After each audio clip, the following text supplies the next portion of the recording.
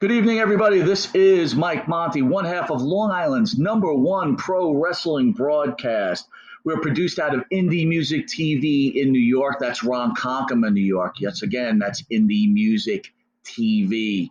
You could also catch us on RTF Sports Network.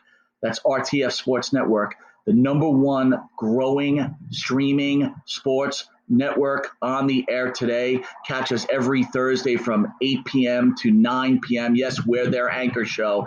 And catch our rerun on a morning drive time from 10 to 11 a.m.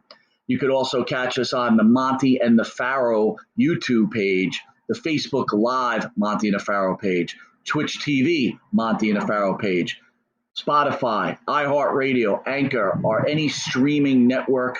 We're on it.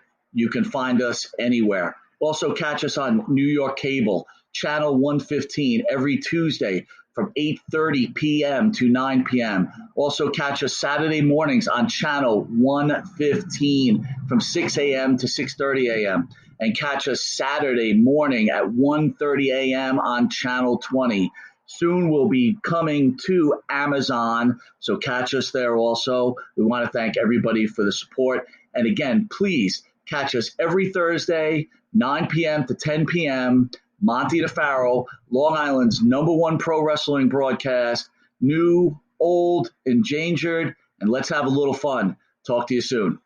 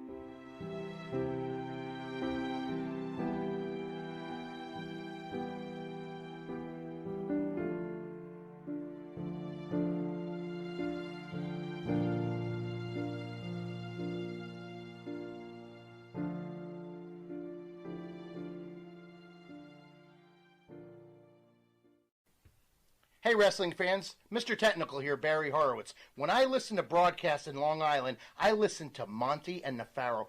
They are the best. They're what you call in the French avant-garde, to be different, just like Mr. Technical wrestles. And I give them both a big pat on the back. Yes, I will be riding.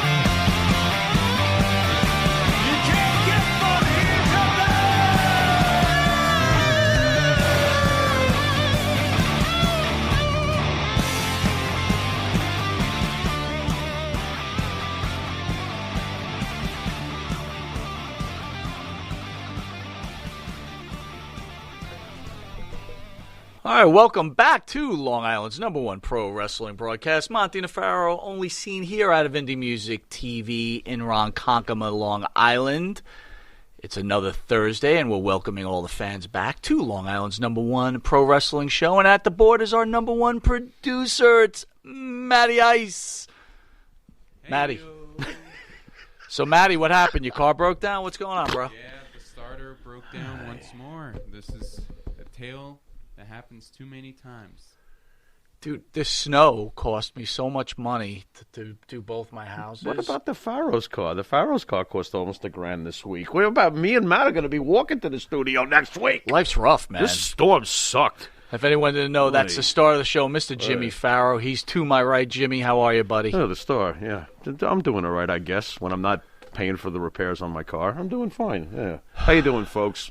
So, some sad news earlier this week. Hey. More? Dustin Diamond, best known for Saved by the Bell, passed away. Mm-hmm. Lung cancer. What's your memories of this show? Did you have? Were you showing this to your child growing up? No, I mean, it was so when I got home from the military, my calendar's so I'm off probably here. in my early 20s, Maddie's age. Okay. It was on. This was the 90s. So I didn't really watch it. Like, it wasn't influential. We're older, right? But Maddie, I was aware that it was becoming influential, and all these years later, it obviously was to that generation. Matt, any thoughts on Saved by the Bell? Did you grow up on Saved by the Bell? That was more my brother's generation, more or less. I was still in the SpongeBob phases, you know, where nice. Yeah, I love SpongeBob. Nice. Yeah, so I know my brother watched that like a demon though. He found that hilarious. Like a demon? Yeah, I watched Saved by the Bell. Yeah, that's the diamond. Yeah. What? You know, it's funny when you look at that cast, right? Yeah.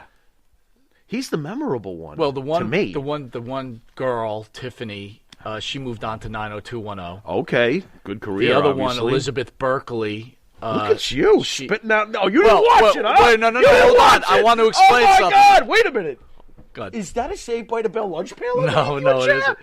But hold on. Elizabeth Berkley ended up doing like a semi-porn movie. Oh, it was like, I forget the now name that's of it. why you know. That's hilarious. Oh, my God. Okay. And did anybody else go on to anything from that show? Zach went on to like a cop show. Okay. And unfortunately, I think the one left behind was Mr. Poor Dustin Diamond. Left behind? Yeah. Yeah, but to me, he was the star of that show. Why was he He's the the star? most memorable to me. Wasn't he the wackadoo? He was out there. Well, he was a character. He was a character. I would say remember about that him. back when wrestling, before COVID, back in the day, Before he always COVID. him and Mr. Belding used to show up at a lot of wrestling, independent wrestling events. Did they really? They were like the stars of it. He's almost got a wrestling name. I thought this was an ECW thing or something. I wasn't sure. Well, Andrew Anderson, who is a good friend of the show, he was talking about Dustin because he's known him from all these signings and these events and stuff like that.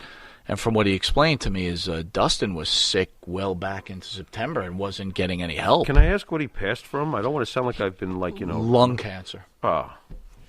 And it was quick, too. Was he a smoker? I don't know. Who knows? I know he had some problem with alcohol. Okay. Went Don't to we jail. all? I mean, yeah. Don't we all? Oh, okay. Don't we all? Yeah. Wow. It's just unfortunate. He's young, too, He's right? you know what? How old was this man? He's 44 years old. Oh, come on. You know, and by the way, before the show went on, when I could hear the music for the video, I wanted to walk into traffic. I'm serious. This is so sad. You should be making me laugh at this point. I mean, well, is there an walk into alternative? traffic. We're supposed to sit here and cry? No, we will not cry. It sucks, though. That's horrible. And he was tremendously memorable to me. It's the star of the show, as far as I'm concerned. Well, you know what? Everybody knows who Screech was, so I guess he was a star of the show. I'm telling you, and there's a generation who absolutely love him. So you know what? Rest in peace and good job, bro. You'll be remembered by that generation for the rest of their lives. Well, we should all be so lucky to say something like that. Well said. You know? On the Monty Nefaro Show, we'd like to recognize Black History Month. February in the United States is the annual observance of Black History Month, also known as African American History Month. I like this. It's also observed not only in the United States annually, but Canada, Ireland, hey, my homeland, Netherlands, United Kingdom, Cheerio. Cheerio. And of course us. Cheerio. Nice and, job. And of course, America. Nice job. Well, being a pro wrestling show, for the month, we will choose one African American pro wrestler every show. Oh, somebody comes to mind right away. To discuss at some point. We'll have some famous wrestlers call in, Sure. African American wrestlers. Okay. And they'll discuss along with us some of these African American wrestlers.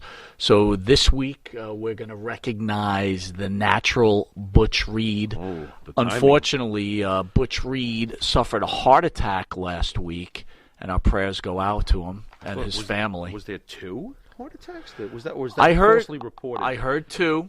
Okay. You know, my biggest thoughts of him were when he was here. Number one, what a gentleman, very pleasant, but more so his love for JYD, Junkyard Dog. That's the thing I remember the most about the interview, was his, pure emotions over JYD. Yes, totally.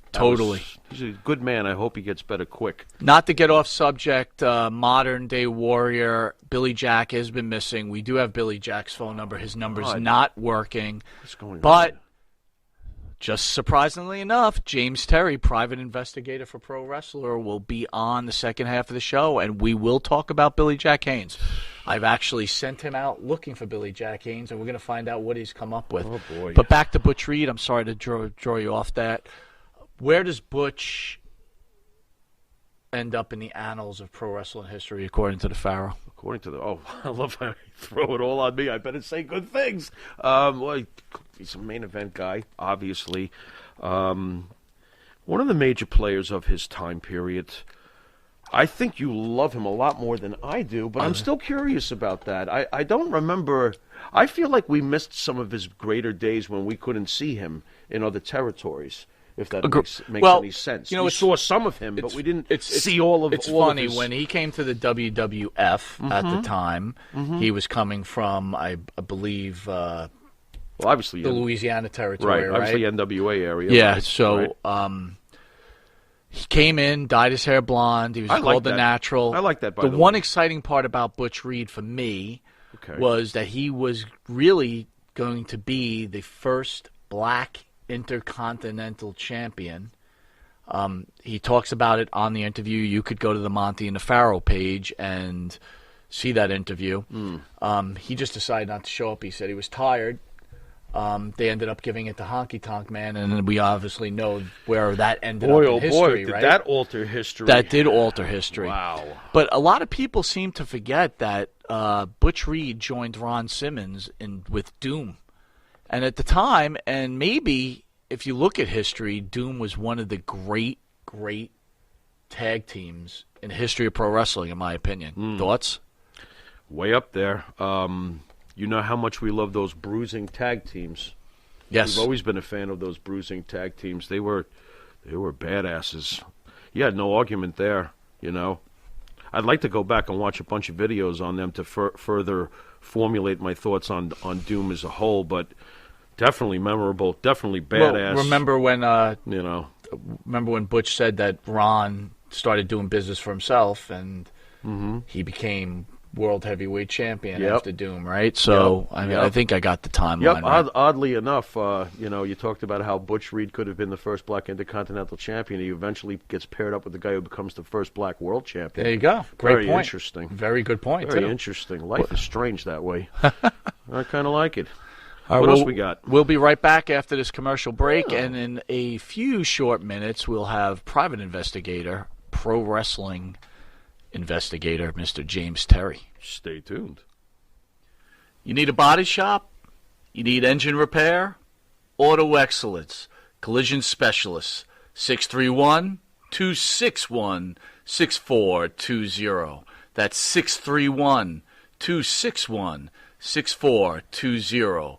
Auto Excellence. That's right, folks. Canine Corral for all your dog daycare and overnight care. Call 631-549-1544. That's 631-549-1544.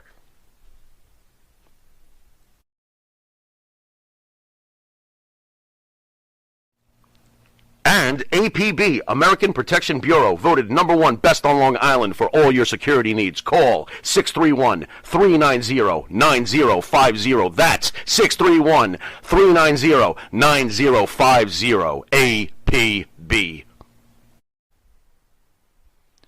All right, welcome back to Long Island's #1 pro wrestling broadcast. Monty Nefaro, only seen here out of Indie Music TV in Ronkonkoma, Long Island. Monty Nefaro can be seen on the Monty Nefaro YouTube page. And by the way, folks out there, the Monty Nefaro page on YouTube, you can sign up and become a member, where you get all these little special gifts and Pledge gadgets. pins? Do we get pledge pins? You get crazy emojis. Okay. Crazy emojis. Right? Crazy emojis. Okay. If you sign up for a membership, you get the Monty Nefaro t-shirt, which I'm wearing right now. I can't see look it at behind you. my Wow, computer. what a model, huh? Hello. Go on. And you will, as this year goes on, we'll make announcement of all the special wrestlers will come in. You'll get special insight to these interviews and special behind-the-scenes clips that only members can see. So We need pledge pins, though. We've got to get them. What is a pledge pin? Monty and the Pharaoh pledge pin, like the logo on a little pin. Like a pledge pin. Like a Well, pledge I am pin coming out on your uniform. We are coming out with the Monty Nefaro Corona masks. Those will be coming we shortly. are Oh, we not. are? Matt, you'll be able to wear that? Man. The Monty Nefaro Corona mask? Oh. No, it's not, but I'm fully excited. That will be really Holy awesome. biohazard, So you could have Batman. Monty Nefaro all over. Maybe at some point we'll have Monty Nefaro underwear. I'm not sure. Oh, stop. Monty Nefaro could be What? seen on Extra on large Facebook Live, the Monty Nefaro page, iHeartRadio, Spotify, Anchor, Pandora, Twitch TV, the Monty Nefaro page, Channel 15 in New York every Tuesday from 7 to 7:30, and for early risers on Channel 115 from 6 a.m. to 6:30. And soon to be on a Fruit of the Loom commercial. There you go. Monty the Pharaoh Channel underwear. 20 in New York cable on Friday morning at 1:30 a.m. Are you? Nice. Have you caught any of the I Friday don't morning have shows? TV. Oh, I forgot. Thanks. Well, James Terry will be on one of the future episodes on cable, so that will be pretty awesome. Nice. I want to thank Wisteria Hall, who sings the theme song for Monty and the Pharaoh. The name of the song is Riding High. Wisteria Hall is led by my co-host, Mr. Jimmy Farrell, along with his partner, Bart Griggs. You can download Wisteria Hall's music off of Spotify, Reverb Nation, or where music is sold. So, Jimmy, before we get to James, let's this Sunday we had the Royal Rumble, but before we discuss that, let's discuss the WWE documentary that came out on Yokozuna. You mean the one you saw and I haven't seen? Yeah, but you know what? Let's discuss it. That's not even the point. The point is, first of all, the WWE, we all know that they sold the network or rented the network to something like that. Peacock for 5 years. Right. For a fortune, yes. But I got to tell you, their documentaries are top notch. Yeah. I'm sorry, when these people put out these documentaries, Not and I'll surprised. name a few, I don't want to embarrass them, but they can't even touch these WWE documentaries. Not on that level, no. Any of them. No. But the one thing we were talking earlier. The HBO quality here, you know? Oh, What I'm absolutely. Like, what are we saying here? You know, a show, it does make a difference. It makes a huge difference. Huge difference. Modern Day Warrior, we have Jim Rockford in. He was a PI also. I don't think he's alive anymore. Rockford Jim Files. Rockford. You know what's scary? He's Is he awesome. must be our age, because if he knows what the Rockford Files is, that's pretty. That's 1975. effing scary. That's great. Where I never gave a lot of thought to Yokozuna, but as I'm watching this documentary, okay. I'm like, this guy had a lot of clout Yeah. in pro wrestling. Like he actually changed from the shitty. He made the shitty '90s into actually brought it back into like relevance into some points, right? Really? Okay. Thoughts? Well, I don't know. I'm wondering what. You don't seem like you agree obviously- with me. Well, obviously, from the documentary, these are the impressions you got that were reinforced. When I look at, first of all, I always thought Yokozuna was absolutely the top of formidable. Like when this guy got in the ring, he never had. Did you think he was Japanese in the beginning? Of course, I did too. I was shocked to find out he was Chief Samoan. Jay Strongbow was an Indian. He's eating pizza. I mean, come on. I mean, whatever. Whatever. He played the role perfectly. What, you thought he was Samoan? I did not think he was Samoan. Well, come on. But when I found out, I was disappointed. Disappointed. That's great. I think I That only is found great. out a few years ago. Right. Actually, to be truthful. What's cool about Yokozuna was, and he's finally getting some credit for this years later, was his agility. This guy could do some things. Oh, yeah. For a very, very large man. He could do some very impressive things. Yeah, Yokozuna was great. It's actually, I do need to see the documentary. It's actually very sad, right? Because the WWE really tries to take care of him and make him go on a diet because he's just like he's getting slower. They can see he's having issues. They put him with Owen Hart. Okay. They put him with Owen Hart because he couldn't move the way he used to move. Right.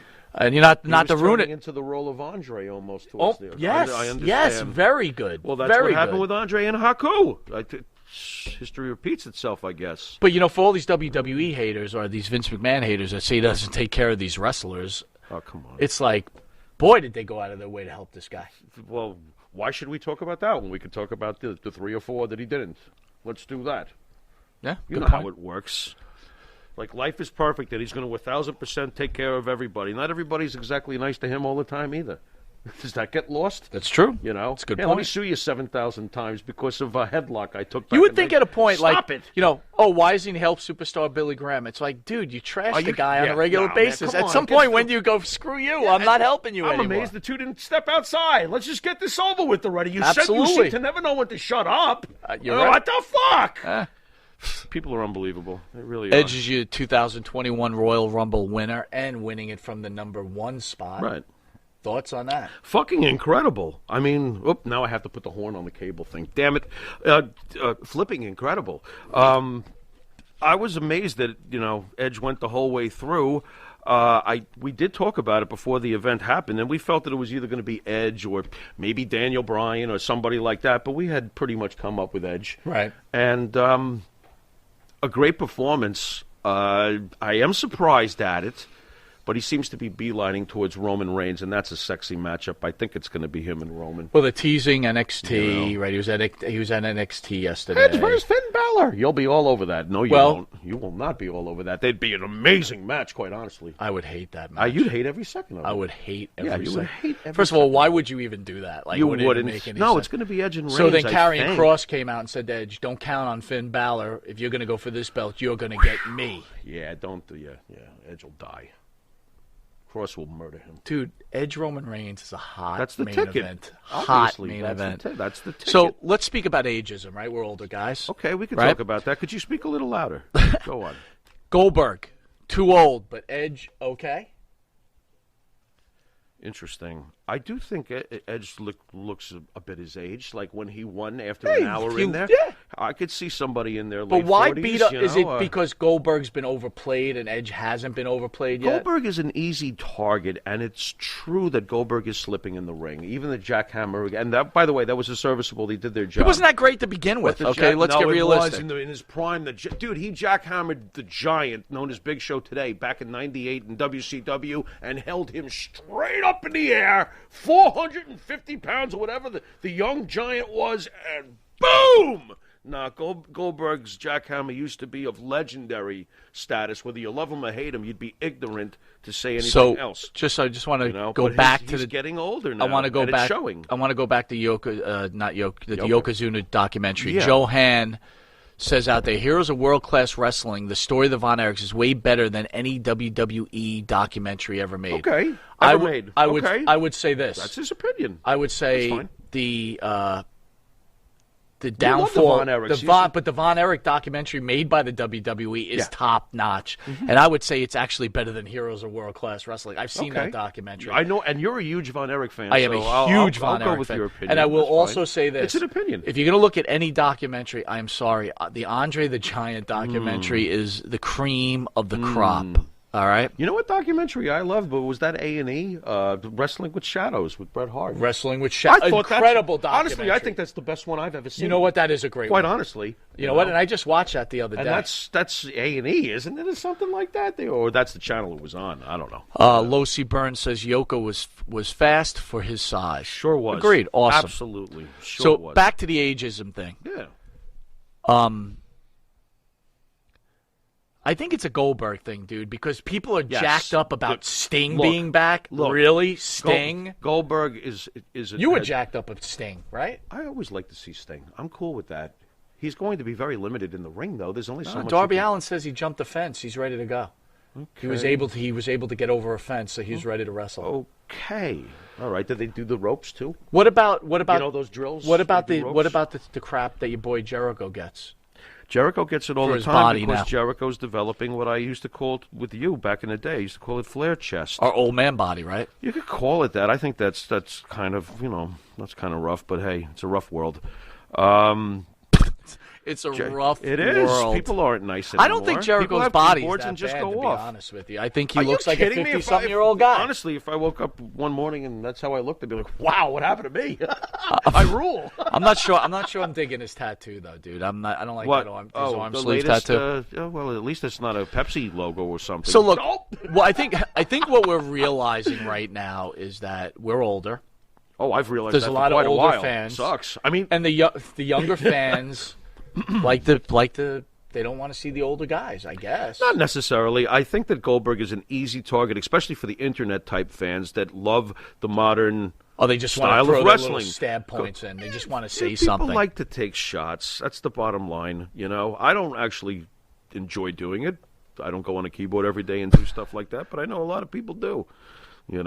Goldberg is definitely way beyond winding down at this point, though. Him and Undertaker almost broke each other's necks. He did struggle with the jackhammer a little bit, and I think it's about time. Well, I think it's see, about time. But I certainly won't get on the keyboard and start killing But this is him. the problem I have. He's a legend. But this is the problem I have. know? We think we might know what we're talking about, right? Yeah. I was talking to Andrew, not to bring up It's an Andrew opinion. again, but Andrew was talking about the whole Alexa Bliss thing, right? With the Which I'm loving. But he goes, this isn't wrestling. Here's the thing, dude. It's when, part of- But we say that Goldberg's not working either.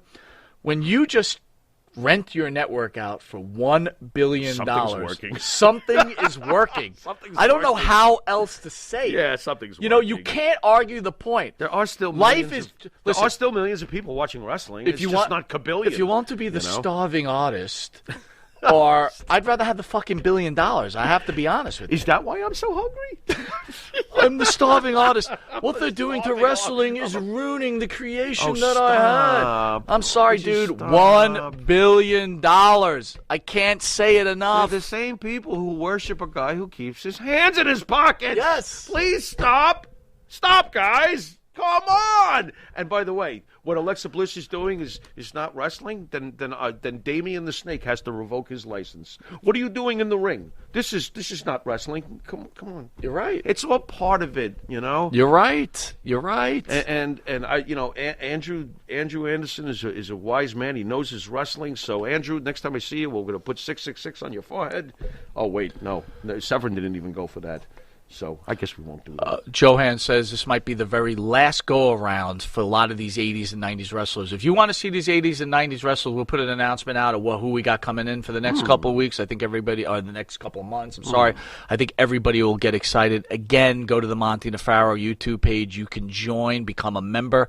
You get shirts. You get emojis. You get special behind-the-scenes stuff. There's so much, but you guys will be shocked on who's coming on the show. We always have plenty of people on, and they're usually pretty enjoyable interviews. Roman Reigns, Kevin Owens, we discussed earlier this week. I'm not a Kevin Owens guy. You are. Yeah. Is he a Hall of Famer? Yep. Yes, he That is. simple. Yeah, it's that simple. When you look back on Kevin Owens' career, yep, he's a Hall of Famer. And for those of you who thinks that he looks like your mailman or whatever, I can't help you with that. I can't help He you does with look that. like my mailman, Kevin Owens has. If you look back and see that some of the things Kevin Owens has done, like I was saying to you so passionately during the week, he Right. shows up on his first appearance on Monday Night Raw, and who does he beat? John Cena. Yeah. 1, 2, 3. Oh my God, he's the guy who kicked Vince McMahon in the face. Yeah. This is Kevin, true. Kevin Owens. What about the night that Triple H, turned and basically that moment where Kevin realized I'm about to win the world title because Triple H is on my side. That look that he had, his time with Y2J, that whole pairing that carried Raw, quite honestly, Right. for how long? Like at least a calendar year. Yeah. We talk about runs and how they should count. Did that run count? Those two are legendary together. You just made the list. You just made the list. Those two were amazing. Kevin Owens has done, and apparently behind the scenes too, Vince must love him because he's done everything they've asked him to do. I look at Kevin. Kevin and Shane. Kevin is the guy that gets the people, that gets the next wrestler over to the next level. But he's also been a world champion. Yes. And a respectable one in my opinion. You know, I mean, he did something most wrestlers would never do. He gave up the belt to Goldberg. He didn't bitch. He didn't whine. He didn't complain behind the scenes and say, "That's it, I'm leaving." He understood that these are the parts that you got to play ball with the boss, and I think he's done a good job of that, and he's done an amazing job in the ring, and he's great on the microphone. Sorry, he looks like your mailman. Modern Day Warrior says Kevin Owens looks like Norm from Cheers. That's what I'm getting at. That's pretty funny. Norm. He said when he comes over, like, Kevin, you want to go where everybody knows your pain? Look at Kevin Owens. Ding. That's pretty good, man. With that, we'll be right back after this commercial break. And shortly, we are bringing on private investigator of pro wrestling, Mr. James Terry. Stand by. Jimmy, I got to take a dump. What? No. I mean, I need a dumpster. Well, for all those needs, you need to call Big V Dumpster Rental, Long Island, New York, 631-900-DUMP.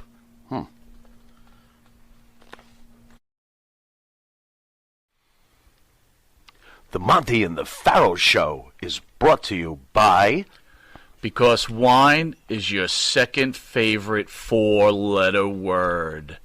California wine, New York attitude. Good fucking wine. Yeah. Jeff Quest, graphics design, custom vinyl lettering, and all your art and video needs. 516-317-8204. That's for Jeff Quest, graphic design.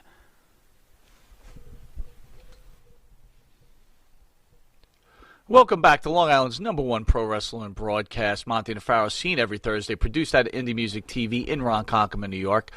After this next little segment, then we are bringing on our special guest, Mr. James Terry, private investigator of pro wrestling. I want to reach out to one of the fans out on our Facebook page, and he's right.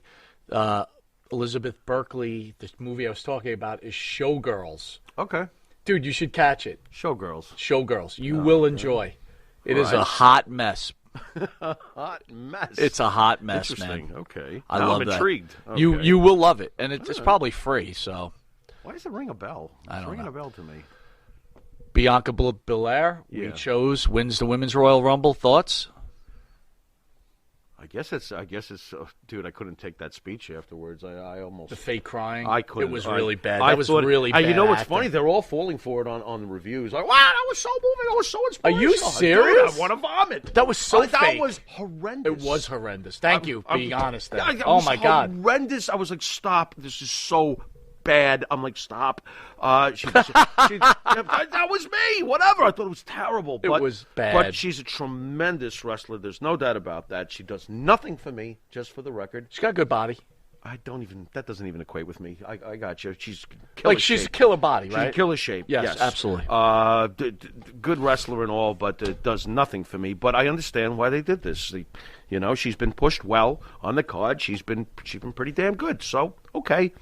Logical. I thought, maybe Charlotte, they'd play the safe thing, Charlotte. I think Banks Belair has... That's going to be good. It's going to be a good match. Yeah, I think that's going to be good. You know what I mean? And then you're probably going to get Flair, Asuka.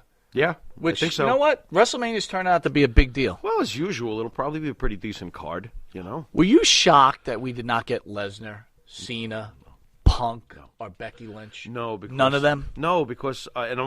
you're funny. You always say... Not during the COVID era. Not during the COVID era. Not during the COVID era. There's no one in the audience. There's no one in the audience. And it's so funny. We get close to the Royal Rumble, and you're like, okay, Lesnar's going to come out, and Cena's going to come out, and you're sucked back into the fan. Well, because we got 25,000 fans going to be at WrestleMania.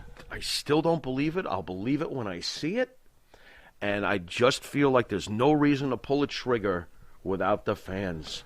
A huge trigger, unless you're just. All right, so I made a few phone calls before the show. Okay, it's 2 shows. Yeah, 2 nights. Yeah, 25,000 fans each. Okay, if everything goes down, okay. Well, the Super Bowl's getting 25,000 fans. Interesting. Okay. It's all at Tampa. Do you feel bad for Tampa that they got an opportunity for WrestleMania and the Super Bowl? I mean, to me, it's amazing that the Buccaneers are in the Super Bowl and they're playing in their home stadium. Is that how this is working? Yeah, absolutely. That's pretty good. All right, before we get to James Terry, I need to know who are you picking? I hate when you do this. Who are you picking You go first. for the Super Bowl? You go first. No. You must speak first. Who's winning the Super Bowl? You love this game. I hate this game. Go on. Who's winning the Super Bowl? Kansas City Chiefs. By a blowout. I have to agree. I can't disagree with that. The Kansas City Chiefs are the more totally balanced team with the better coach. However, I will say this. It's pretty silly, unless your name is Eli Manning, to bet against Tom Brady. Just historically, it's not a good idea to bet against Tom Brady. He always seems to find a way. Unless you're Eli Manning and that one hiccup with the Eagles. It's also amazing that he's about to appear in his 10th Super Bowl. Is he a robot by any chance? Like an android? Because he's 43 years old and he's about to play and lead, not come off the bench or something. He's about to lead his team to a 10th Super Bowl. He's an android. He must be. So he's got to be. How is it possible? No quarterback ever lasted this long on that level. I've never seen such amazing will from an athlete. It's ridiculous. What a leader. And I'm a Jet fan. He's tortured us for decades. I am so impressed with this. He's a cyborg. Well, he's a cyborg. I think this Terminator is going to be terminated. You know what? Let's hope finally that it may end with, like what Joe Montana said walking off after his last game. Everything hurts. Just be done. Just be done. Just go away already. I see ghosts. And why did he come to the Jets and lead us to a Super Bowl if he was going to do anything? No, our quarterback sees ghosts. Oh, yeah, that's and gets true. scared. Yeah, boo. All right, with that, we'll be back with our guest, Mr. James Terry, after this quick commercial break. Nice. In the mood for a freshly roasted cup of coffee? www.offtherailscoffeeroasters.com.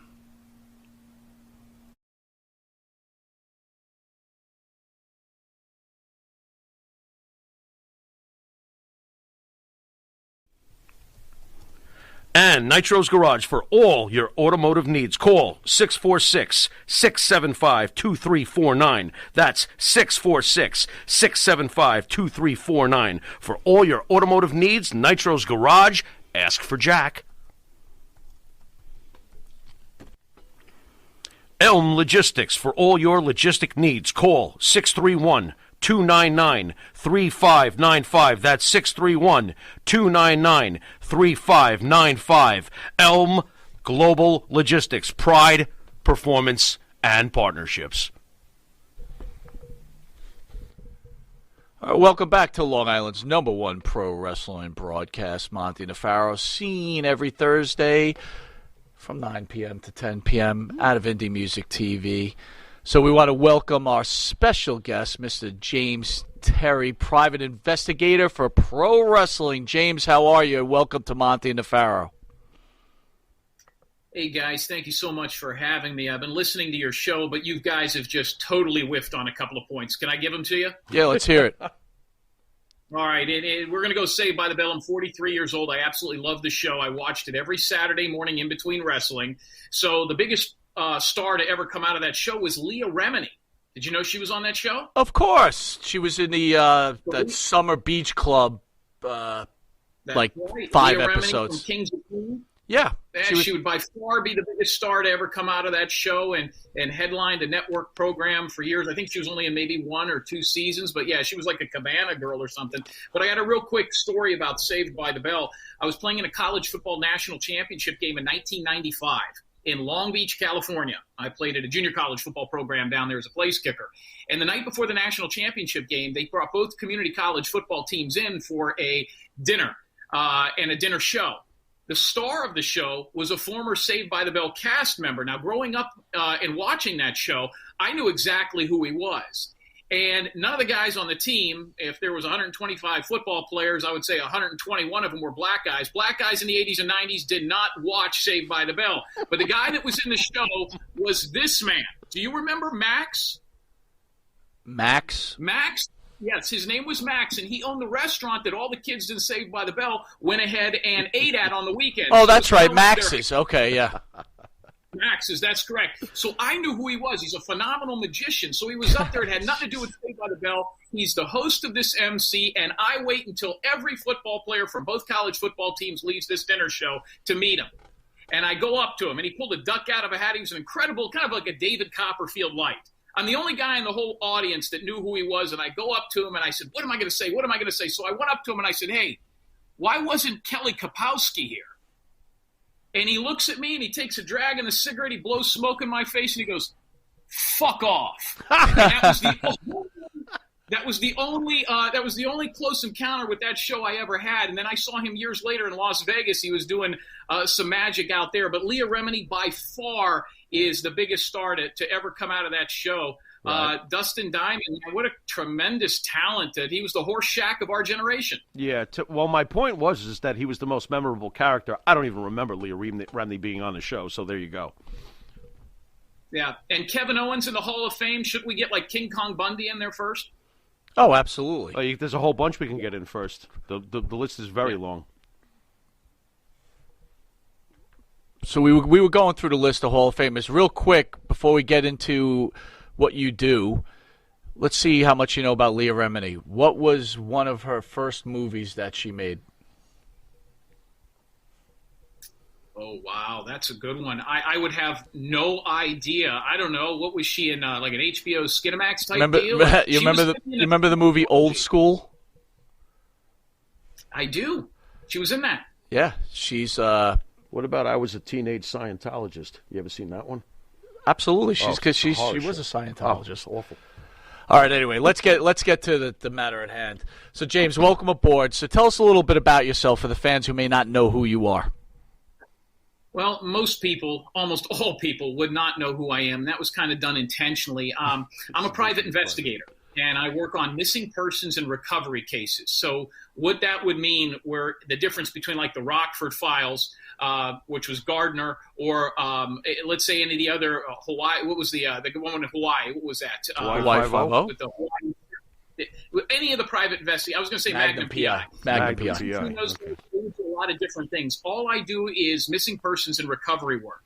And I have a background in professional football. I played and still currently play, if the season ever comes back, arena football. I've played over 19 seasons in arena football as a place kicker.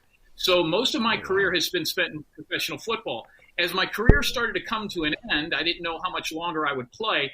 I kind of went ahead and started looking at some of the stuff that other guys on the teams were doing for jobs in the offseason. I didn't want to teach school, and I didn't want to work at Denny's. And being a college football player at a historically black college, you're talking about black history, my major in college was black history. And they just ain't giving too many jobs to a guy like me with that. I actually went to Clark Atlanta University, and that is the same school that a famous wrestler named New Jack played college football at. So New Jack was at Clark Atlanta University a few years before I was. I used to see his photos on the wall. Skinny young kid. He was a phenomenal football player. I believe he played linebacker. But I was seeing maybe the football career thing coming to an end. A lot of guys I know were getting into bounty hunting or bodyguard work. One of my roommates in the Arena Football League was George Murdoch. Now, this is George Murdoch before he was famous. George Murdoch played arena football, and we were roommates in Nebraska. George Murdoch later became, in the wrestling circles, Brodus Clay. I believe he goes by Tyrus now. So we were just two young guys making a couple of $100 a week to play, and these guys were all getting into bodyguard work. He later became Snoop's bodyguard. I knew him when he was doing that. Other guys I know were bounty hunters, kind of like Dog the Bounty Hunter, or like David Schultz. But I didn't want to carry a gun, and I didn't want to track down pedophiles in Mexico, so I looked into the private investigating, went to college with my mom, back to school with my mom at Hillsborough Community College, and finished and got a degree in private investigating, which I have done for the last 6 years. While I was in private investigating school at HCC in between the arena football seasons, the professor came up to me and he said, listen, you're interested in missing and recovery work only. You're not going to do cheating housewives. You're not going to do insurance claims. You're not going to do murder cases. You're a wrestling fan. I'm from the Tampa Bay area, Clearwater. These professional wrestlers are on every corner. Steve Kern, Hulk Hogan. Growing up, we used to see Hulk Hogan at the grocery store. The Bushwhackers, the Nasty Boys. I saw Knobs working at a flea market probably about 2 years ago. He makes the best ice cream you could imagine. So these guys are all over the place. And you said Jimmy Hart, they're everywhere. So he said, listen, we have a lot of professional wrestlers, and there's two stories I'd like you to look into. before you graduate college. One is Gino Hernandez. Now, I was a big Texas Von Erich professional wrestling fan growing up, even though I grew up in Florida, because in the mornings of Saturday, we would get the AWA at 7 to 8. From 8 to 9, we'd get the WWF.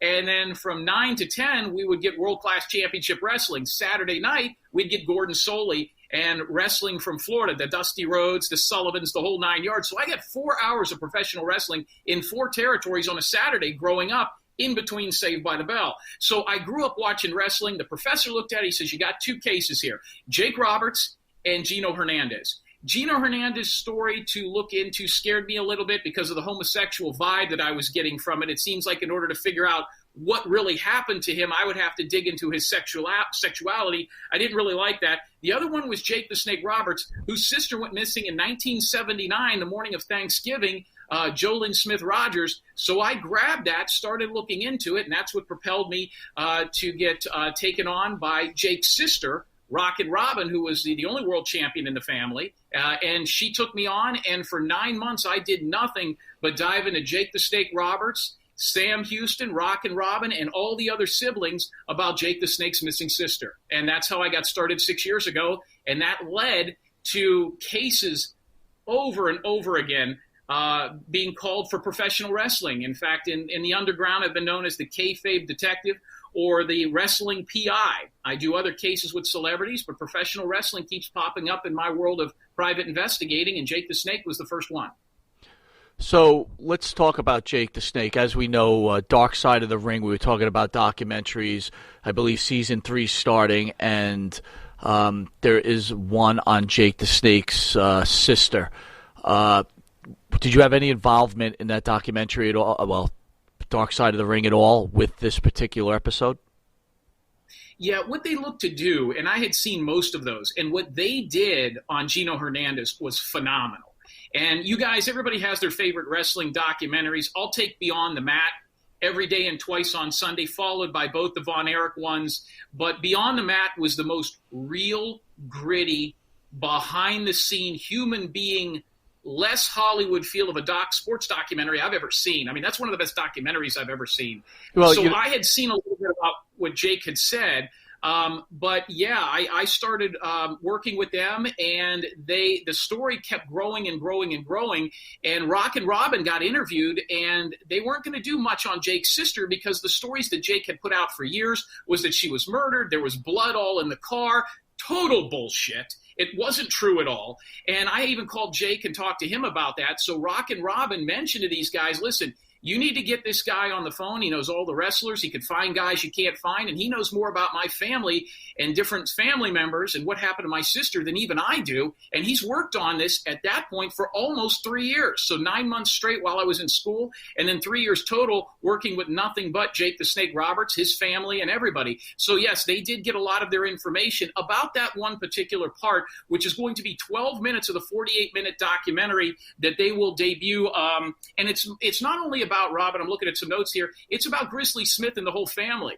Most people when we were growing up did not know the size of the Smith wrestling family. We knew the Von Erichs, you knew the Harts, but you didn't realize, and in my estimation, I think they're one of the top 5 wrestling families of all time, but because they didn't work under that as a family, as a clan back then, they kind of get lost. So yes, I worked very, very diligently with those people behind the scenes, but just to not capitalize on the behind the scenes and what I know about this family and these people, which nobody else in the world knows. I didn't want to go on camera, but they are going to give me credit in there for some of the information, and most of the information I found about that one part of Jake Roberts' life and when his sister went missing in '79. Any chance you'll possibly re-explore the possibility of looking into the Gino Hernandez thing? Because I've always wondered. A lot of it has to go back to Gino Hernandez, and I did look into it. I never worked on it. And I called Gino's daughter. He has a daughter that's still alive. And, people forget, Gino Hernandez was what? When he died, what was he, 26? 26 or 7, yeah. Yeah, he was, young. Think about it. That's very 43 years old. Yeah, I've lived almost twice as long as him, and he seemed bigger than life. Yeah. And when I spoke with her, the family was terrified. They weren't really interested in having a guy like me dig it up. But I think everything that you saw on the documentary hits the nail on the head. I do not believe that he was murdered, at least not in that fashion. I think there might have been some people after him, but I do not believe that he was murdered. And basically how that ended up with the people that they interviewed are the same type of people I would have interviewed. Gino Hernandez died of an overdose. I just think that's how much cocaine he was doing. And if you listen to Gary Hart's interview or Bronco Lubitsch or any of those guys, Scandal Akbar, they'll tell you that guy was just full of cocaine back then. Interesting. So, James, I want to go back to the Jake the Snake story. Obviously, you interviewed Jake or talked to Jake. You talked to Sam Houston, his half-brother, and Leilani Kai, his half-sister. First of all, can you tell me what type of people they are, and what did you find out about Jake's sister?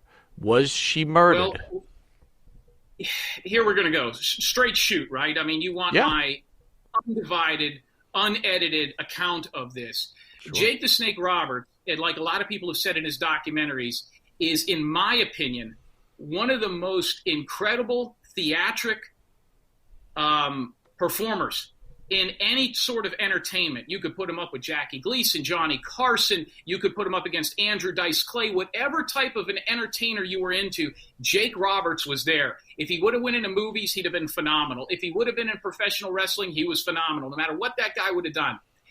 But Jake Roberts, as a human being, is one of the most disgusting human beings I've ever looked into in my life. His family is full of, well, more so than just drugs, right?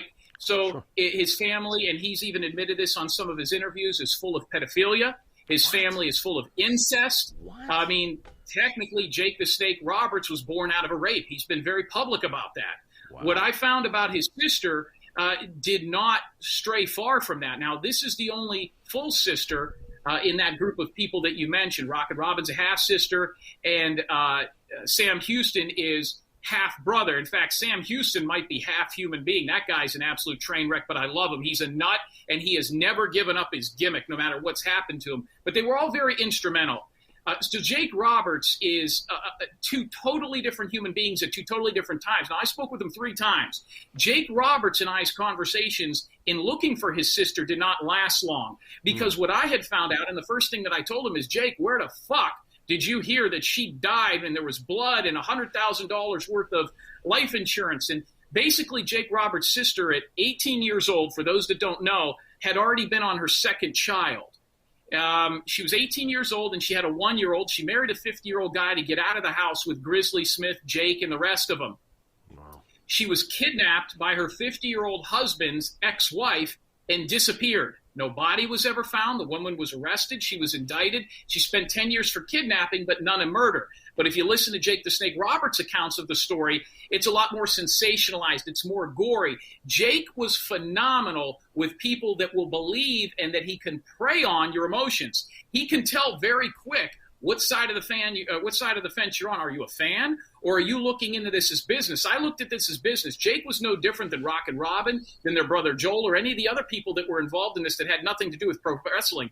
He was just another pawn on the chessboard to me. So he was not able to work me. He was not able to con me. He was not able. I didn't want to talk about wrestling. So when I brought this up to him and I says, Jake, for 15, 20 years, you've been talking about a story about your sister being murdered and this and that. Where the fuck are you getting your information from? He was no longer Jake Roberts. He was Aurelius Smith. He was Grizzly Smith's son, the same guy that was abused and sexually molested. And that's where it started. And so him and I went into this. He had very little to do with the investigation. And when I told him that I believed his sister was possibly alive out there, he pretty much ended the phone call pretty quick because it would make him look like a liar. This was not to be too long-winded, but so you understand, this was also around the same time that Jake the Snake Roberts was hooked up with your guys' good buddy, DDP, Dallas Page, who I had several conversations with. And listen, if DDP ever watches this, if he ever wants to finish that conversation one-on-one in person, I would love to do that because I am impossible to intimidate, especially by a 60-year-old yoga instructor. So his better days are long behind him. And Jake the Snake was kind of getting out of that rut. He was with Diamond Dallas Page. They were doing a lot of this yoga stuff. I don't think he wanted to dive down the rabbit hole with me and his sister look like a liar in the documentaries as he's getting ready and shooting documentaries with and saying the same story with Dallas Page. And when I did talk to Dallas Page about this, who I thought would talk some sense into his friend and explained to him that I was pretty close to finding a missing sister alive after, 35, 38 years at the time, he wasn't interested in that. He was more interested in, I guess the right term would be, he was more interested in protecting his product of yoga, and Jake the Snake being his puppet, his project to get better.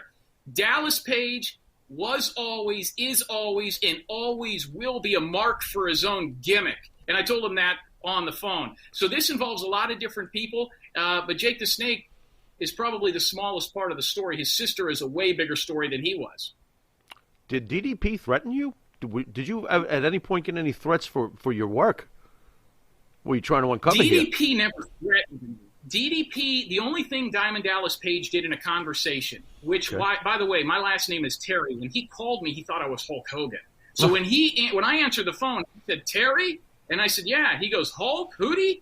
And I says, no, this is James Terry. I've been trying to chase you down at your studio for about 6 months. We need to talk about Jake Roberts. So we got into it. Now, the way he made it sound was, listen, if this guy's sister's still alive, if Jake Roberts' sister's still alive, or you found out the truth as to how she was killed or murdered, which nobody really knows for sure, this is going to put him right back in the stupor. So the threat with Dallas Page was about his friend falling off the wagon. The last thing I wanted to do was push Jake Roberts, and he goes back and does a mound of cocaine, and he overdoses in a nightclub doing stand-up. So I had to be very careful as to how I handle this, and it was very apparent to me by the stories that Jake had said, both publicly and privately, he didn't know what the hell went on with his missing sister. And he was a referee at the time. He was not Jake the Snake Roberts when she went missing. Interesting. You know what I can't get past? The way you were describing Jake behind the scenes as a person, with his ability to manipulate other people, his instant recognition of when, of who you are and how to. Are you telling me he's got Charles Manson skills? Is he closer to Charles Manson privately with the way he manipulates people than the hero we've seen on TV? Let me tell you something, guys. Jake the Snake Roberts makes Charles Manson privately look like Screech from Saved by the Bell. Oh, my Jake Lord. Roberts is on a whole nother level. A guy like Charles Manson has one gear. He has one avenue to con you. Jake Roberts has got 10. The guy has been a professional wrestler. He's been an actor. He's been a stand-up comedian. And it's all the same shtick, right? It's all the same act. True, Charlie. When I was doing Jake the Snake's cases, when I was doing Jake the Snake's case and I was looking into it, it was really Rocket Robin's case and Jolene Smith Rogers, the missing sisters case. When I was looking into it, every 3 or 4 days, a new woman would call me with a story about Jake the Snake, which was even more infuriating and disgusting than the next. And I followed them up with facts, and they were all true. But, Jake the Snake, there's a lot of good things about him. He's a nice, likable human being. But when he thinks he got you, when he thinks you're a mark for his gimmick, you're done. And I was never that, and I wasn't for Dallas Page either. So I don't want you to think that Dallas Page threatened me. I just told him that if he wanted to talk like that to me in person, I would have no problem driving to Atlanta, where I played my college ball, and meeting him face to face. He wanted nothing to do with that. Right. There you go. So, James, let me ask you this real quick. We all know about Grizzly Smith and some of the atrocities he laid upon his own family members. Would it be fair for me to say, is Jake Roberts the same way as his father? Did he do the same thing to his family members? Definitely, 100%. And I'll tell you what's even interesting about Grizzly Smith. That's the same as Jake Roberts. And I'll give you a quick story here. I'm being long-winded, but there's a lot to talk about, and I'll shorten it. Grizzly Smith, at the end of his life, disappeared. Grizzly Smith, in the early 90s, opened up another territory after Vince McMahon had already obliterated all of them. It was called the 5-Star Wrestling promotion. And 5-Star Wrestling was shot, I believe, in Shreveport, Bossier City, Louisiana. It was done in a lot of the clubs up there. And there was about 18 or 20 episodes. And it was the first time that Rockin' Robin and Sam Houston ever teamed up together as brother and sister. They actually broke the kayfabe there and said, we're related. We're going to be a mixed tag. And they were some of the best workers in that industry. But if you go on YouTube, you'll see the 5-Star Wrestling promotion. And there's about 20 jackets in that library. I talked to the producers. As far as Jake Roberts and his father, I got to speak with people that weren't involved in wrestling that were related to Grizzly Smith. And one of the most interesting stories about Grizzly Smith that never made it anywhere that will line up with Jake Roberts is Grizzly Smith later in his life, and you can do a background check, you'll see this, had molested a great-granddaughter. After he had molested that great-granddaughter, he was sent to jail. He did some time in Texas. He got out, and he got Alzheimer's, and he was extremely sick and in a wheelchair. He was such a good worker. He was such a larger-than-life human being. This is a guy a lot of us did not see growing up or know much about until Jake Roberts. That the mother of the granddaughter that he molested took her into his house during his hospice time and took care of the man that molested their daughter until he died. Wow. So that would be like your guys' children being molested by your grandfather, and then once he's dying, you bring him into the house, into the same home, and let him ride out his last days on earth in that same home. That's the type of magnetism that this family has when it comes to working people. Did we lose him, Matt? No, I'm still here. Okay, good. Okay. I thought for a second because he froze on the screen. James, while we got you here, I'm just curious, as a private investigator of your status, I don't know how familiar, I'm assuming because you sound like a very passionate wrestling fan, I don't know how much you know about the Bruiser Brody murder. Can you give us any thoughts on that as a PI? You know, that's an interesting thing because two of the things I never really do, but I have been bled into them, is do cases outside the country because of how the laws work and the people are in Puerto Rico or in Curacao or in the Dominican Republic or wherever you want to go. The Bruiser Brody murder, the most interesting part of that case, and one part of it, you guys as huge wrestling historians, fans, and people that run media would know, is the guy that murdered him. And he was murdered. The guy that murdered him's own child died within 48 hours of Bruiser Brody's murder. Right. I think there was a hell of a lot of stuff that went on there outside of the knife, outside of the cutting, outside of the ambulance. Everybody's got a different story. I would love to work that case, but here's the difference between Bruiser Brody and what I do. We know where Bruiser Brody is right now. We know what happened to him. True. How and what led up to that murder, he's gone. It doesn't really matter. The guy is never probably going to face any sort of repercussions for that. The story gets lost. What else is interesting, too, is other than that guy's child dying, and the guy that, what was his name that killed Bruiser Brody, his wrestling name? Jose Gonzalez, the Invader. You know what? I don't know how many people have really pushed him to do an interview. Just like finding Billy Jack Haynes for you guys, which I found a phone number for him, and he's a strange human being. And a lot of the guys, the stranger these wrestling guys are, the more truth they tell. Billy Jack Haynes with that thing in Arkansas is right on the money. He knows exactly what he's talking about. The Marty Jannetty thing, boy, I'd love to look into that. It would take me about 2 days to figure out whether or not he assassinated a bowling alley guy. But, it's in Florida where I'm from.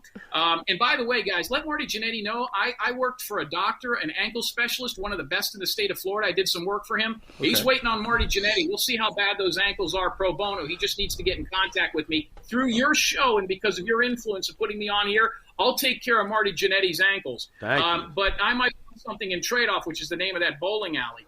But as far as that, we know James, not to cut you off, but I want to do a shameless plug. If anyone doesn't know what James is talking about, Marty Jannetty at some point said that he murdered someone who tried to sexually assault him. And Marty pretty much announced that on our show first. Shameless plug. Go ahead, James. That is correct. You guys listen, you guys broke that story first. Nobody in this industry does what you guys do.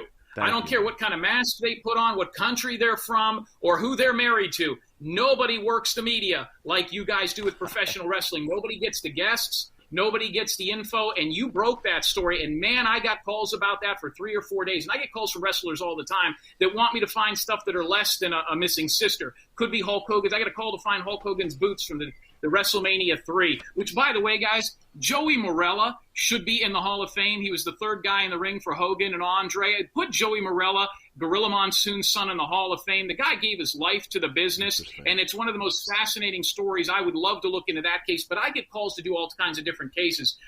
Joey Morella is one I would like to look into. You mentioned that, but yeah, if he wants his ankles looked at, you tell your partner over there to give me a ring, to get in contact with me, and I'll put him in contact with a doctor that I think could really help him out. Because, man, if you don't have your ankles, 30% of your bones are below your ankles. You need some help. We will. So a couple things. Let's go back to Billy Jack. What did you find out about Billy Jack? Anything? The way to get a hold of Billy Jack with a lot of these guys, one of the hardest guys I ever tried to get a hold of was the assassin, the masked assassin. who still scares the hell out of me. He's living in Georgia. And it was to go around and near people that were that person. Don't actually look for the assassin. Don't actually look for Jody Hamilton. Call his aunt. Call his uncle. You know how many phone calls I got from producers and television people? And, you guys put up this thing about Dustin Diamond dying. Vince McMahon's brother just died. Yes. A lot of people didn't know Vince McMahon had a brother. Do you know how many calls I got?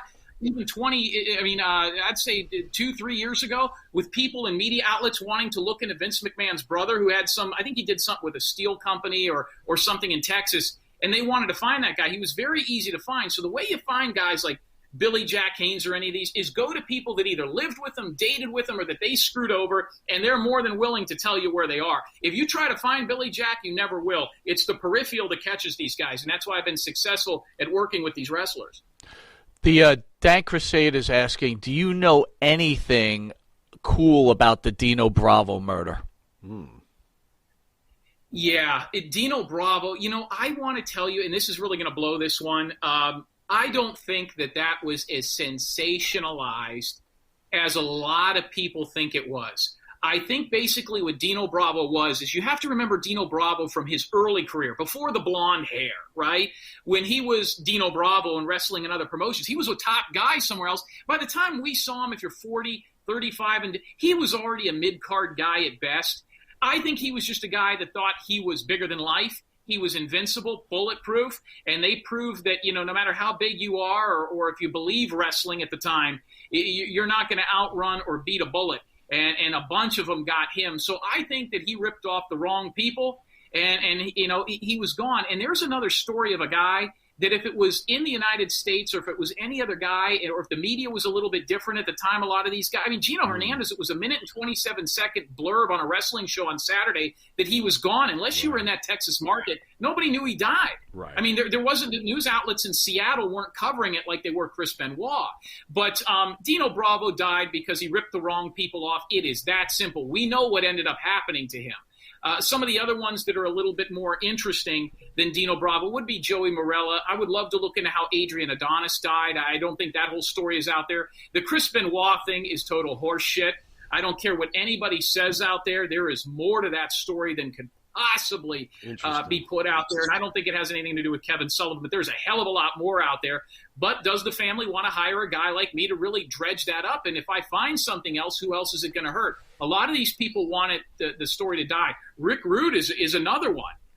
What he had amputated before he died, would ruin his whole legacy and who he was. Or he committed suicide. So a lot of these guys you want to keep 26 years old and that they might have been murdered, where really Gino Hernandez was probably messing around with the wrong guy. He was a bisexual, took too much cocaine and overdosed because he was paranoid as shit. So, James, back to Rick Rude. So are you saying what the rumors are true, that Rick was injecting steroids into his penis and then he did something wrong and he had to have it amputated, which then he committed suicide? Ooh. Yes. Man. Yeah. Yeah. Listen, the fact that guys like, and this kind of infuriated me a little bit with what you guys said about Yokozuna. The WWE wanted him to be healthy. They wanted him to do that. How old was Eddie Guerrero when he died? Talk about the picture of health. The guy didn't look like he'd ever die. Right. And then you get a guy like Bruno Sammartino who never took anything. He lives till he's 90. Right. But so they were interested in getting Yokozuna in shape, but guys that were in phenomenal shape, because they wanted him in phenomenal shape, were dying at a faster clip. Then let me give you a perfect example, and you would remember this from the Von Erichs, the one-man gang. Mm-hmm. How long is that guy going to live? You talk about a slob. He looks like but Popeye's chicken and orange soda for the last 64 years. And the one-man gang still works at a prison. So how in God's green earth is he that and Yokozuna isn't? So, I don't buy the whole thing. It's like Black History Month. No avenue of entertainment did blacks look worse in than the WWF. Do we remember Slick? You know what I mean? So I think a lot of it is, he was a pimp. The Junkyard Dog had a dog collar around his neck. I'll tell you what, the next time you have a black wrestler in your show, Go ahead and put a dog collar and a chain around him and see how long you guys are on the air in New I'll York. let him try. He's bigger than me. No, thank you. Yeah. James, what's your thoughts, real quick, on snooker? The snooker situation with Nancy Argentina. Yeah, he killed that woman. Okay. He killed that woman, and Right. I think that And a lot Vince of people McMahon don't know. buried it? I've heard stories about large suitcases. Yeah. I mean, listen, guys, when you're talking about these small towns in Pennsylvania and Connecticut where they're doing house shows in towns, and I've played in these towns in the Arena Football League, like Johnstown, Pennsylvania, or Bemidji, Minnesota, or Lakeland, Florida. If you show up there, those cops, those sheriffs of those small burgs, those small towns, they run the town. That's it. Sure. So if you show up, there's a girl that's dead. Jimmy Snuka's larger than life. And let's not forget, right before Hulk Hogan, right around Bob Backlund, I mean, the Iron Sheik was the transitional champion. Your two biggest guys were Sergeant Slaughter and Jimmy Snuka. Yep. That's it. Yep. So it would be like The Rock today. You know what I mean? So, I think he killed that woman. He murdered her. There was other women that he had assaulted physically. I mean, the guy was jacked up on more stuff than you could possibly imagine. So are we to believe because he couldn't cut a promo, he didn't have a temper? I mean, for God's sakes, the guy got hit with a coconut. You know what I mean? And still kept going. So I think that's an avenue. Yeah, he killed her. Those are all come and gone. And I think that he did that, and it wasn't brought till later. And that was right around the same place that Bill Cosby got out of all his stuff for a long time that they eventually prosecuted him in. So when those sheriffs don't want to press charges, you're scot-free. And he stayed out of trouble after that. Right. Real quick, we got a few more minutes left. I wanted you to share your thoughts on Kerry Von Erich, the suicide, and then obviously you were roommates with Brodus Clay, who was let go out of Fox for sexual harassment. Maybe you could tell us a story about Brodus Clay. So Kerry Von Erich and Brodus Clay? Kerry Von Erich, guys, if there was, he was looking at a lot of jail time. And I know this because as a private investigator, like a lot of people when they become PIs, they like to spy on ex-girlfriends or neighbors or whatever, people that know their parents. I can't tell you how many people that I was friends with for years where I look them up and they've gone by John Smith all their life, and I realize that their name is Roger. And I'm like, what the hell? Oh, I didn't want to take my dad's name. So you find out a lot of dirt. So I started doing this with wrestlers. I've looked up background checks and done stuff on different guys. And I looked up the Von Erichs because I had met Kevin Von Erich at a wrestling reunion show in L.A., and there was lines for Mankind and all these different guys. He was barefoot. He spent 30 minutes with me. He's the only celebrity I've ever paid to meet. I didn't want the autograph. I wanted to meet him, took a picture with him, and he was the nicest human being in the world. Obviously, he didn't have a dental plan because he looked like his mouth looked like the garden weasel, but he was the nicest guy in the world. But as far as Von Erich, I looked into him a little bit. He was looking at doing maybe 3 to 5 years on drugs. He didn't have a foot. He was going to go to jail. He was more worried about his persona than anything else. He was going to have to be away from those drugs, probably not be able to kick it in prison. They had kept him out of prison for years on drug charges. And basically what happened was he blew himself away. And he shot himself not in the head. He shot himself in the heart. A lot of people don't know that. His autopsy and different things, it was a gunshot wound to the torso. It was not to the head. And he did that in his suicide note. He listed a lot of different reasons. But he was so vain, he wanted an open casket. So he shot himself in the chest. The other story you wanted me to bring up was who? Brodus Clay? Yeah. I got a million stories about Brodus Clay. So Brodus Clay and I, in around 2004, are playing for an arena football team called the Tri-City Diesel in Kearney, Nebraska. And it's not even on his Wikipedia or anything out there. Brodus Clay was an incredible offensive lineman and defensive tackle in arena football. He played at the University of Nebraska at Kearney. Now, I never knew what he was. We were roommates. He was a knucklehead. He drove around in an old car. He was from California. And I used to joke with him. They put us in the room together. And the reason they put us in the room together is I'm a kicker. And at the time, I was probably 6'3", 190 pounds, and he was probably 6'5", 370, 360, and as a shoot. And this was when he was big and heavy and lineman-like.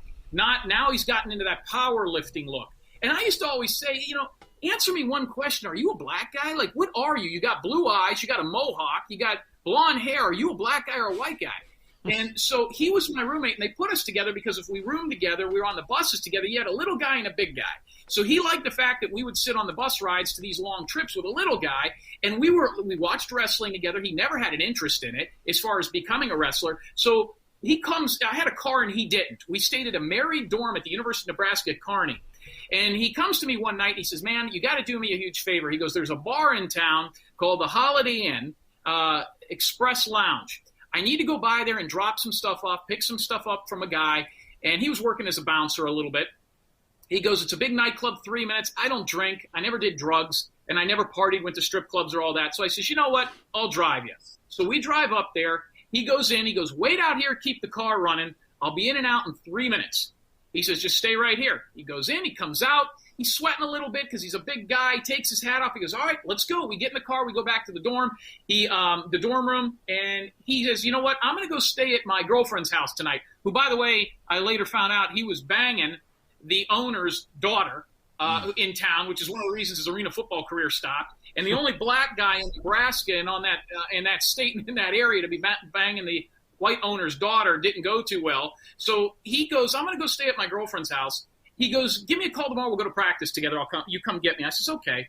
At about 6:30 in the morning, the door is getting virtually kicked in. And I go to the door, and there is state troopers, police officers, guys with bulletproof vests on, all outside of our apartment, our dorm. And I'm like, holy, I'm wondering what I did wrong, right? So I open the door, and they says, we're looking for George Murdoch. And I says, officer, he's not here. They go, we need to talk to him about the altercation last night. I says, what altercation? They said, George Murdoch and you were at a bar, and a lot of people got hurt. I said, officer, I don't know what the fuck you guys are talking about. I says, we were there for 3 minutes. I waited outside. I says, there was no altercation, no fight. I would know about it. I was there, and I drove him home. They go, where is he now? I said, I don't know where he is. I says, but he ain't here. They come in. They look through the apartment. I mean, they want him, guns drawn, the whole nine. And so we go back out, and I says, officer, one of the detectives realized he was there. I says, what are you looking for George for? Brodus Clay, now Tyrus. He says, last night he went into a Holiday Inn Express hotel restaurant bar, beat the shit out of 16 people because some money was owed to him, tore up the whole bar, and disappeared. And I says, wait a minute, what? So George Murdoch drove up with me, went into the bar, beat the shit out of half of Kearney, Nebraska, kicked in the bouncer's face, smashed the bar, beat up the bartender, guys and girls all over the place, got in the car, and never fucking mentioned it. We went back to the room, and that's why he didn't want to stay there that night, because he knew the cops were coming, and if they talked to the white guy, he'd be okay. So he beat the shit out of half of Nebraska. That's how strong and tough this guy was, and it was no wonder that about 2 or 3 years later, I saw he was Snoop's top bodyguard that got into professional wrestling, and the rest is history. He is an incredibly kind human being. He was good to children, but, man, he went through more broads than you could possibly imagine. So if they're saying that he was sexually harassing those people, those women on that show, guys, you're not going to get any questions from me. You don't need a private eye to probably know that that's true. But George Murdoch, he was a good dude, but I knew him and was roommates with him before he was ever into wrestling. He wasn't too kind to those 16 people. Ow. I mean, he took the shit out of them. I saw photos of the bar, and in 3 minutes, I mean, we've talked longer about the story than he was in there. So he came back, got in the car, not a mark on him, and like he had just gone in to like pick up a burger and leave. Wow. I thought he went in there to pick up a check because I thought he was a bouncer at the place. So, yeah, I mean, he sweated, but George was the kind of guy where he sweat when he ate at the Golden Corral. So that didn't mean anything. Right. He's the kind of guy that always wore shorts. So we were there in February in Kearney, Nebraska. There's 4 foot of snow, and he was in a tank top and shorts. He was from California. Oh, my God. And he was just that guy. But we had a lot of good times, a lot of stories I probably can't tell you. I'm not sure who's still buried in the desert out there, but I'll tell you what, he's a good dude. And I'm glad to see that he succeeded in professional wrestling, in movies, and on television. God bless him. He did great. James, we want to thank you for a wonderful interview. Where can fans reach out to you if they have questions or they want to know more about you? Where can they find you? Guys, I'm real easy to get a hold of. I'm going to give my number here on the show. It's my personal cell phone number. You can research the number. You can call me. And if there's any, and let me get a real quick plug here myself, if there's a professional wrestler out there that needs anything, whether it's to find a lost loved one, a daughter that they might have. I mean, Andre the Giant didn't realize he had a daughter until she was almost 13. Right. If there's something in the world of professional wrestling you need me to look into with my background and knowledge and some of the people I know, I employed Steve Kern, Tatanka. I've known all these guys, right? I've got a pretty good web ring of these guys and media outlets. I would love to help you out if you're a professional wrestler. It doesn't have to be a big or small case, or if you think your wife or your boyfriend's cheating on you, let me know. I'll help you. So my telephone number is 813-993-5555. 813-993-2242. That's 813-993-2242. Give me a call. I will help you out. My invitation is still open to Marty Jannetty. I would like to look into some of these cases. But, guys, I owe you the world for getting me out there, and you'll probably start hearing more about me here in the future. But any wrestler out there that needs any help from a private investigator, give me a ring. We'll see what we can't work out. And, guys, God bless you, and thank you for putting the Clearwater Beach Bad Boy on the program. Thank you, man. It was a wonderful interview, and look forward to having you on again. Good luck. God bless. All right, brother. Thanks, James. Thank you. All right, I want to thank James Terry. Wonderful interview. Farrell, what'd you think? That was great. All right. Listen, upcoming events for the fans out there. On February 20th, Shane Douglas and the Sandman will be in at 11 a.m. Matty, we got a long day on that February 20th. Get ready. Sandman brings his pen. Yeah, for sure. On March 5th at 8 p.m., we have Stars and Stripes. That's Buff Bagwell and the Patriot. Buff is the On stuff. March 28th, we have at 10 a.m. Gangrel. From Vampire fame. He's great. On April 3rd, we've got Vampiro. I am stoked about And then that. right after Vampiro, we have Money Incorporated. That's Ted DiBiase and IRS. Everyone's They'll both got be a doing price. individual interviews, and then we're going to do a little combination interview. So that's going to be a wonderful Better time. make sure you get your taxes in line before You IRS ain't gets kidding. you. Oh, yeah. And on April 25th at 10 a.m., we have the Hall of Famers, the Rock and Roll Express will be in studio. So please, guys, mark that on your calendar. They're going to be wonderful interviews. And again, I keep asking, join the Monty DeFaro YouTube page. You will get a free T-shirt, behind-the-scenes information, Pledge pin? autographs, and we're working on a pledge pin, without a doubt.